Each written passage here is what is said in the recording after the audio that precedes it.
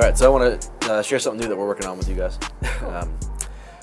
Starting this year, the end of the school year, students will be able to earn an academic distinction in one of 5 areas at the moment.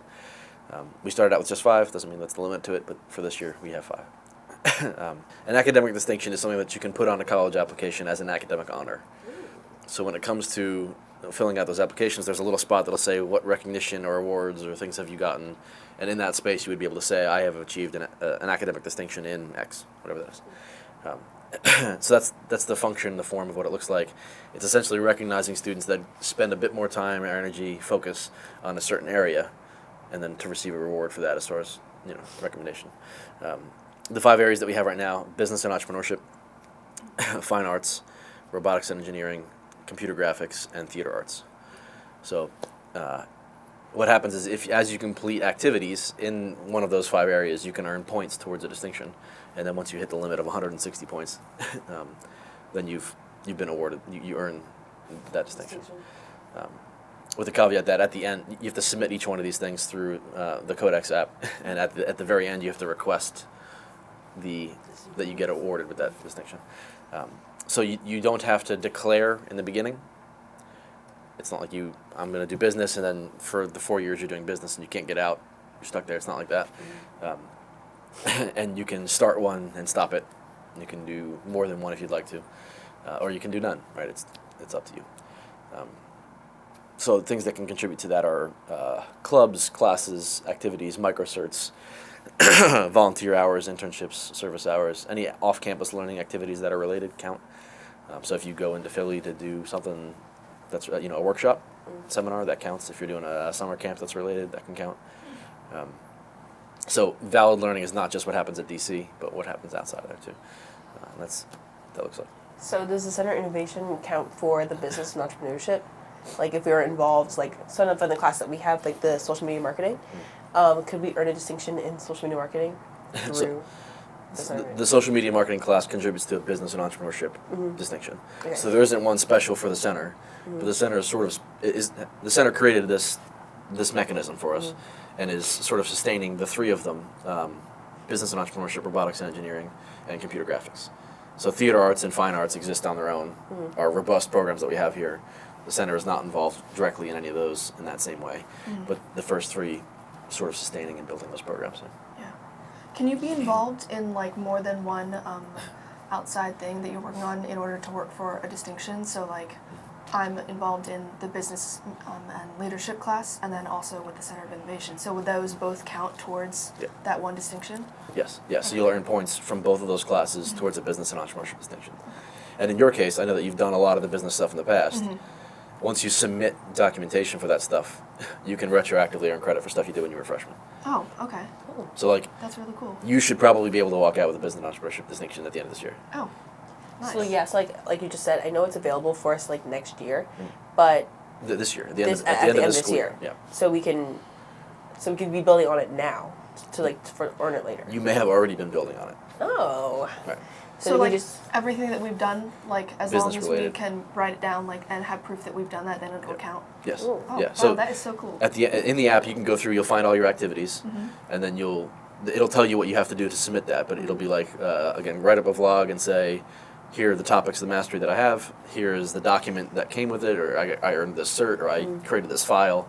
You would submit whatever relevant information that it asks for. That comes in, gets approved, and once it gets approved, you get the points for it.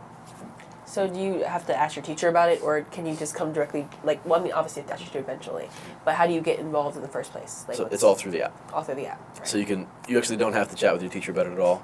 If you want to earn credit towards a distinction for a class that you took when you were a freshman, you can go in, find the class, and then submit the documentation for it, and you get credit.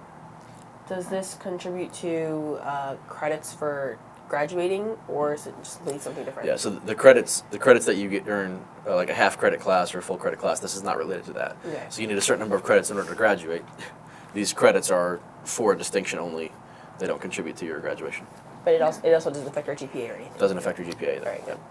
Yeah, you don't get an A or B. You get points by having completion or not. Right. And what does the documentation that you have to submit entail? It depends on each one. So like microcerts, can contribute to your distinctions. Oh, okay, yeah. Right. So each one of those is different. We had talked about the full spectrum laser company requires you to go through their coursework and to submit their stuff there, and then they give you essentially a cert badge document. You would submit that. That's for that one specifically. But for podcasting, the podcasting market, you'd have to create a podcast, make a vlog explaining what you went through, and then share the link to your podcast. Right, that's what you have to do there. So it's going to be different for each one. Yeah. Suffice to say, you have to demonstrate that you know or have mastered whatever it is, right, that you have sufficiently completed the topic, and then you can earn points for it. So like Annabelle's currently the manager of like the armory. Right. That could contribute. That would be like worth points for her. Yep. All Yeah. right, So cool.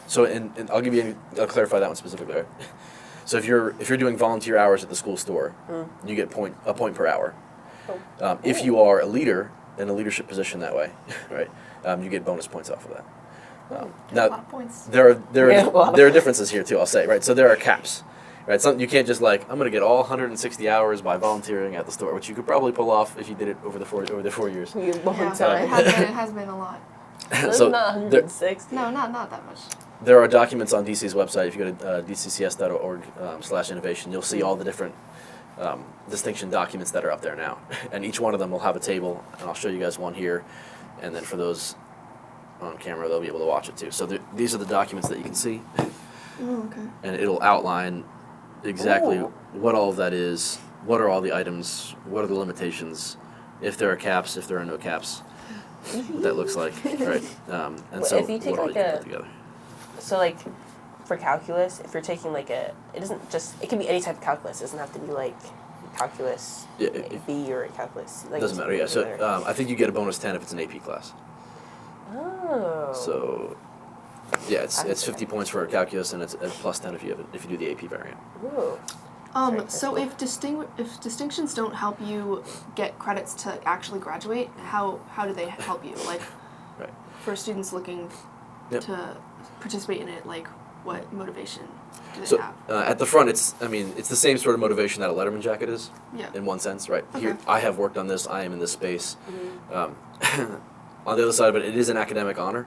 So when you go to your college application, there is a spot on every college application that says what awards or academic honors have you received, and this goes in that area. So Oh, it's okay. the same sort of thing as saying I'm on high honor roll, Oh, okay. right? Yeah. It's an academic distinction that would be in the same kind of category. Yeah. And so, like, if you're on track to receive it, well, like, because we apply to colleges, like, at the beginning of senior year, and if we're still on the track to get that distinction, can we even put on our college resume, oh, we're on track for this distinction, we've done so-and-so hours? Like, is that still fine? Or, Yeah, that's the same way that you would say like I did high honor roll. yeah. Like you are now, you're working towards it. So that would be your choice. Okay. Yeah. Yeah. Super useful. Good for college. Yeah, it's great for college, and then it's a Building. good way to recognize inside. Yeah. Any other questions on what counts or what doesn't count, how it works? I can't think of any at the moment. No, you answered all my questions. Yeah. I'll throw one more thing out there just to give you some context on it. For the theater arts distinction, if you go into Philadelphia and watch a real professional theater show and write up a critics review, that counts. Ooh. Oh, dang. Does that have to be published? Like, do you have to publish it somewhere, or just In the app, you would go through and say, "Here's my review," and Ooh. you publish it in that way. Valid learning happens off of DC's campus, and we can still capture that and say, that's kudos to you because you went the extra mile and learned that your own way. So that stuff will count. Okay. Yeah. One more question, actually. Yeah. On the app, is there a way that we can track what our friends are doing, or see what they're involved in, what they're in the middle of, Oh, that's neat. and what they've accomplished? At the moment, there's not.